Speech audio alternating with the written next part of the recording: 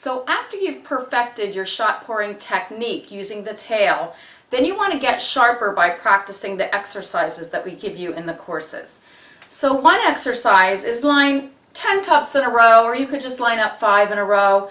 And you just want to play around and be free and practice pouring your shots. You can start out one at a time if you want to go very slowly. You can switch hands, practice with both hands.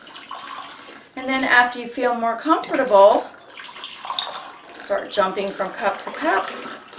Go higher, as high as you can, bring it back down, and just play around. And that's going to really sharpen you. Make you look really comfortable. You want to become like a robot when you're pouring your shots behind the bar.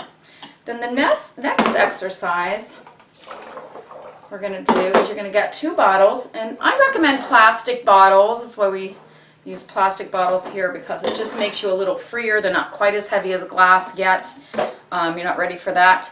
And then if there's any mistakes, you don't break any glass. So, got 2 bottles here, 2 cups. You want to get a bottle in each hand and pour a shot into each cup at the same time. And this just teaches you ambidexterity, helps you get better at pouring the same amount at the same time. Then you want to measure them and see if you're pouring the same amount. Looks like I'm a little heavier on my right hand. No, actually they look about the same. So that's the goal. You want to pour the equal parts, the same amount. Then the next little exercise we're going to do is the different increments of shots. So I recommend you only need 1 jigger. We have 1.5 ounces here, 3/4 of an ounce on the other end. The 1.5 ounces is the industry standard shot, and then the 3/4 ounce is a half shot. So we're going to do the different increments. We need to pour a 1/2 ounce, 3/4 of an ounce, and 1.5 ounces. So I would say a 1/2 ounce would be about 1/4 of an inch below the lip of the jigger, and 1 ounce would overflow a little bit out of the jigger. So let me show you what I'm talking about. Let's use 1 glass here. A 1/2 ounce is real quick, and we're not counting. There's so much going on. There's music playing, you're taking orders from customers, you're trying to remember people's names, you're adding prices in your head. It gets really crazy. There's a lot of multitasking going on, so you really can't be counting when you're pouring your shots. So that's about a 1/2 ounce. I could maybe pour a little bit more. So this is just something you have to practice. No one can do this for you. If you rely on counting, like I said, then when you get behind the bar, you're not going to be able to do it because there's so many other things going on. So you don't want to use that approach to begin with. Then for 3/4 of an ounce, I do a little quick tail. Let's see what we have here. 3/4 of an ounce.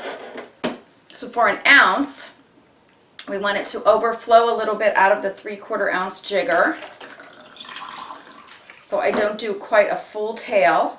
Let's see what we have here. So it should overflow. So this is 3/4, and that's about 1 ounce. It doesn't have to be perfect, just accurate. So we want to do these exercises. Then, this is the fun part. Now we put it together. So remember, a lot of cocktails are going to be made with 1 ounce of hard liquor and a 1/2 ounce of sweet liqueur, and so we have to put them together and pour it at the same time. So if we have our hard liquor and our sweet liqueur, we pour 1 ounce of the hard liquor, a 1/2 ounce of the sweet liqueur at the same time, and then we want to measure and see, do we have 1.5 ounces total. So it's, again, doesn't have to be exact, but here I poured a perfect shot of 1 ounce. Who knows if it's actually really a full ounce and a 1/2 ounce, but probably pretty close. And that's really all we can ask for. So now let's do a double. When I do a double, I just do the tail twice. So we're going to pour 1 and 2. Let me finish, and let's measure and see what we have here. So we should have 2 full shots. We want to make sure they're nice and healthy. Full shots.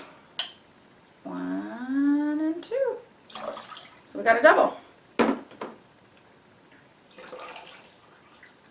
So I advise that you practice these exercises over and over and over. You want to give yourself some difficulties, some distractions, maybe turn on the TV, talk to a friend, put your cell phone on put them on a speakerphone and have a conversation, because you want to try to distract yourself while you're doing these exercises. And ultimately, you want to become like a robot where you're actually not thinking about it. It's all automatic.